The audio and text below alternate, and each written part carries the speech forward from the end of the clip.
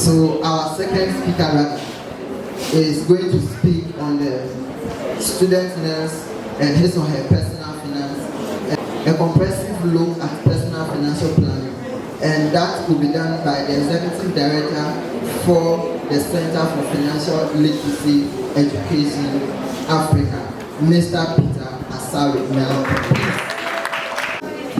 So before I start, I have a question for you, and you should ponder on this question. So can you afford to pay all your bills and on time for the next 12 months without a paycheck or without your parents giving you money? Think about it. Think about it. So April was Financial Literacy Month, and as part of the activities, we are doing school outreaches to engage students to understand what financial planning is all about. And I was excited when Doc was talking about how to market yourself and sharing nuggets on entrepreneurship as a public health nurse. It's important to know how you want to bring in money before you even start planning your finances. And so things about how to position yourself even as a public health nurse is important, because that is what will bring in the money. If you don't have money, you can't do financial planning. And so everything I'm coming to expound on here, you need to look at it as a tool that you will use to plan your money. So we have a comprehensive approach to personal financial planning. And as student nurse, once we position ourselves, once we market ourselves, find societal problems and start giving solutions to it, money will come. We are here to acquire knowledge and skills. Once you acquire knowledge and skills, you can use that to make money. And so making money, I mostly tell people, making money is easy. Making money is easy, but managing money is the hardest part. So a lot of people, someone can win a lottery, and because they don't know how to manage it, they will lose their entire money.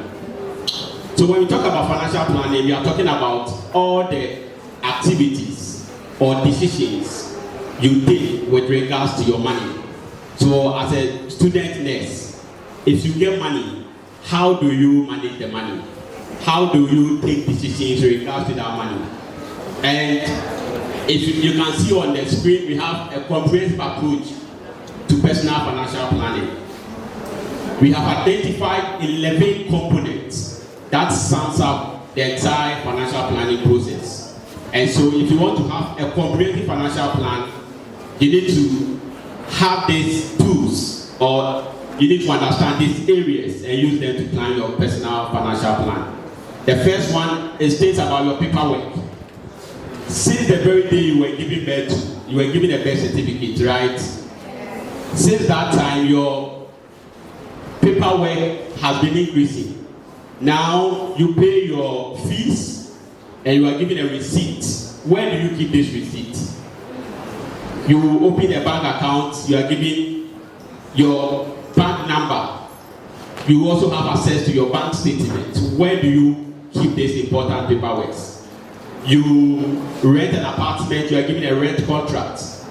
What we are saying here is, as a student nurse, you have to track all your financial documents and keep them at a centralized location so you can easily get access to them.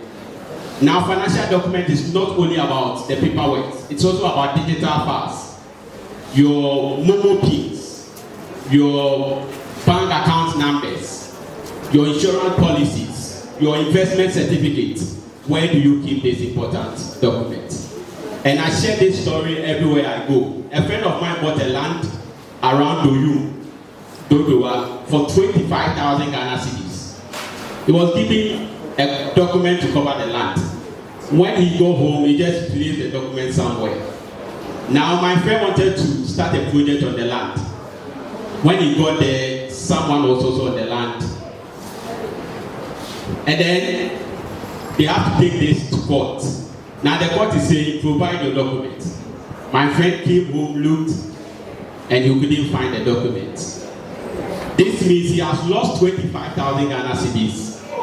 He has also lost a land, which is an asset. And so if you don't take a critical look at your financial document, your paperwork, you might not achieve financial independence or success. So it's important for us, even as student nurse, we should keep track of every financial document that we have. The second thing under financial planning is net worth. Net worth is your actual financial position. So if I call one of you in front and we want to assess your actual financial position, we will use your net worth. That is your asset minus your liabilities. Your financial asset, your personal assets against your financial obligation. So as a student test, if you have a laptop, that's an asset for you. If you have a mobile phone, it can be an asset because it has monetary value. You can always sell that asset for money. If you have bought a land somewhere, it's your asset. And then we have financial asset. If you have money in the bank, it's also an asset for you. If you have insurance policy, it's an asset. If you have investment accounts, it's also an asset. So here you need to track all your assets. Take time and track all your assets, your personal assets and your financial assets, and compare that to your liabilities. So let's say you took a loan, a student loan. It's a liability you need to pay back. So every financial obligation, you need to also track them. The difference between your assets and your financial obligations or your liabilities will give you your net worth. And mostly when you assess the two things, three things will happen. It's either your asset will be higher than your liabilities. That means you have a positive net worth. Your asset is equal to your liabilities. That means you are in a dangerous situation. And then your assets may also be lesser than your liabilities. That means you have a negative net worth. So always make sure you have a positive net worth. Your assets should always be greater than your liabilities. Then we have the cash flow. Cash flow is basically your income versus your expenditure. So as a student nurse, where do you get your money? Where does your money come from? So track all your income. And most I tell people in Ghana, what I've realized is for most people, their only source of income is themselves. And so if the person is a public health nurse, that's his or her only source of income at the end of the month. If the organization she works with decide not to pay her, wahala come. So here too, under cash flow, we are also trying to encourage multiple streams of income. So this is where you need to position yourself. Even as you work for a public health organization, make sure you also have other side business. Position yourself and make sure you increase your income. So your income versus your expenditure. Your expenditure to the things you spend money on. And one thing we have also noticed is most people spend on their wants instead of their needs. But we need to take critical look at our needs. We should spend our money on our needs. Things that will help our life move on. Not the things that we desire. So list your needs and list your wants and make sure your money is being spent on your needs. Then we have employment benefits. Employment benefits. They are benefits your employer gives you. We call them the hidden paycheck. Hidden paycheck. So if you work for an organization, there are benefits like healthcare allowance, transport allowance, food allowance. Make sure you understand these benefits and leverage on that benefit. So you don't use your own money to take care of that. If your employer is giving you transport allowance, there's no need using your paycheck or your monthly pay to take off your transport. Leverage what the employer is giving you and make sure that money should go into either savings or investing. So we need to understand employment benefits. So one thing I tell people is anytime you are going for interview, if you are given the opportunity to ask the question, ask the employer, aside my monthly paycheck, what other benefits will this company provide me? And they will clearly state the benefit that they give to employers and make sure you are taking advantage of that to plan your finances. So once you understand this thing, you are getting yourself financially organized. Once you know how to organize your paperwork, you know about net worth, cash flow, and employment benefits, you are getting yourself financially organized. Now let's move to financial plan. You set goals. If you don't have goals, you can't achieve anything significant in life. So we all must have goals where we want to get to personally. So personal goals and financial goals. And most I say financial goals are life goals with financial implications. Because I want to become the president of Ghana. That's my personal goal. There are financial implications attached to it. I need to upgrade myself. I need to do my masters. I need to position myself well. So that when the opportunity comes, I can seize that opportunity. Because you want to become a public health nurse. That's your life goal. But then there are financial implications. You need to go to school, you need to pay fees and all that. To set your life goals and attach financial implications to them. And then what I've realized is most of us, we have dreams, we don't have goals. Dreams are things we hope for. They are the things we hope for. So most public nurse students, they want to go on vacation, they want to go out there and have fun and all that. They are dreams, but they haven't planned for it. A goal is something you have planned for and working towards. And so if you tell me I want to have my vacation in Dubai, I know how much you need to go on that vacation. And you have even started saving towards that vacation. And your goal should be smart. It should be specific. It should be measurable. It should be realistic. It should be achievable, and it should come with time. So a goal without a time, I tell people, it's just a slogan. You are just saying something. So we should attach time to every goal that we want to achieve. Now from goals, we move to planning for financial independence and retirement. And we have an expert here who is going to share deeper lessons with us so we can plan for financial independence and retirement. For young people, if you mention retirement, they think it's 40 years away, 30 years away. Retirement doesn't concern us. But then you need to become financially independent. You need to get to a point where you don't depend on anyone for your financial resources. So as a public health nurse, what are you putting in place to be able to achieve financial independence? To be able to stop calling people for 1 Ghana cedis credit. Hello? Yeah, so we need to put proper strategies in place so we can achieve financial independence.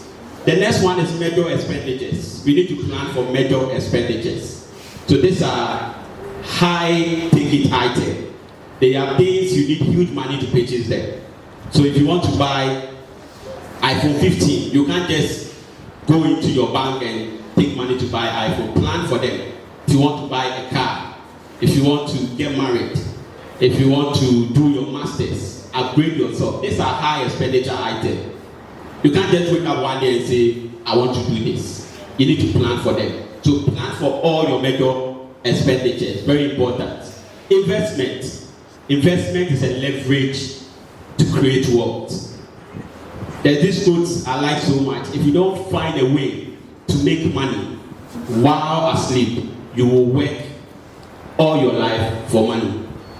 If you don't find a way to make money. So investment is a way you can put your money to work. So I tell people your money must work hard as you are working. So once you go on the field, you wake up every morning, Accra traffic and all that. You need to put your money to work as well. Put your money to work as well. So investment, you need to leverage investment. And there are things you need to understand about investment. You need to even understand how you want your investment to make you money. What I realized is in Ghana, if a friend tells you, Charlie, this investment is doing well, everybody will run and put their money there. No. You need to know your investment strategy, the objective you have, the goals you want to achieve. That will determine the kind of investment you need to do. So if you are looking for income, that means you need to invest in income generating investment. So you buy T-bill, you know, at the end of the maturity period, I'll get my money back. So I'll get income. But if you are looking for income and you invest in an investment that will grow your money over time, if you go there, they won't give you the money. They will tell you the time is not up. The maturity period is not up. So you need to understand how you want your investment to make you money. how long you want to invest, the time period or the duration. Very important. Understand your risk appetite. For someone, if they lose 100 cedis a day, they will cry the entire day. If you are that person, high risk investment is not for you. But if you are someone who can afford to lose 50,000 Ghana cedis and still be standing strong, then you can do the high risk investment. Yes. So understand your risk appetite. For me, if I lose money, it pains me. So I want to conserve my money. Then you invest in low risk investment. Investment that will protect your money and still give you some profit. Also, you need to understand diversification. You don't need to put all your eggs in one basket. So you can do fixed deposit kakra, mutual fund kakra, real estate kakra. So you diversify your investments, and that can help you achieve the best out of your money. Then we talk about taxes. Taxes. There are two things that are certain in life. One, we will all die one day. Two, we will all pay taxes. Yes. And so you need to understand taxes. Whether you like it or not, you pay levy. Whether you like it or not, you pay income tax. So you need to understand taxes. There are ways you can minimize your tax obligations. Yes, it is advisable to pay the tax, but then you are not obliged to tip the tax collector. So understand tax and leverage that to build your wealth as well. Then we have insurance and risk management. When you are planning your comprehensive financial plan, think about insurance and risk management. We live on an uncertain world. Life is not certain. Something can happen the next moment you live here. And so always secure the future. So this is where insurance and risk management is key. You sell your risks to an insurance company. So when the risks occur, the insurance company will come in and settle you. And we have someone who is going to dig deeper into insurance for us today. And then the last thing I'll talk about is estate and gift planning. Estate and gift planning. How do you want to leave legacy? How do you want people to remember you? How do you want to distribute your assets? I know we will all become big men and big women. We will all achieve great things in life. But then after we have achieved great things in life, how do we want to pass on this asset? How do you want to leave this asset behind? This is where estate and gift planning is key. So you plan your estate, you write your will, you do your powers of attorney. There's even healthcare directive. You can have a document that will say, if I die today, don't bury me. Take my corpse to public health nurse school, Kolebu, for experiment. Yes, you can have that document there, and once we die, we have no option to obey that document. You can say all the assets I've acquired in life. If I die, 50% should go back to my alma mater. So 50% should go back to public health nurse school.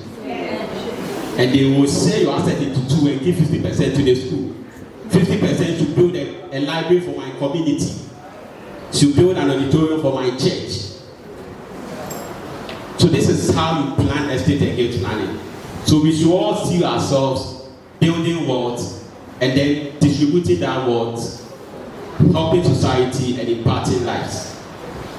Some of the richest people, once they make money, they then get to estate and gift planning phase. So Bill Gates will form Bill Gates Foundation just to do charity, just to help society. So we should all put ourselves in that position. Let's start from paperwork. Let's build our finances, and then let's get to a point where we can distribute our assets and help make the world a better place. Thank you very much.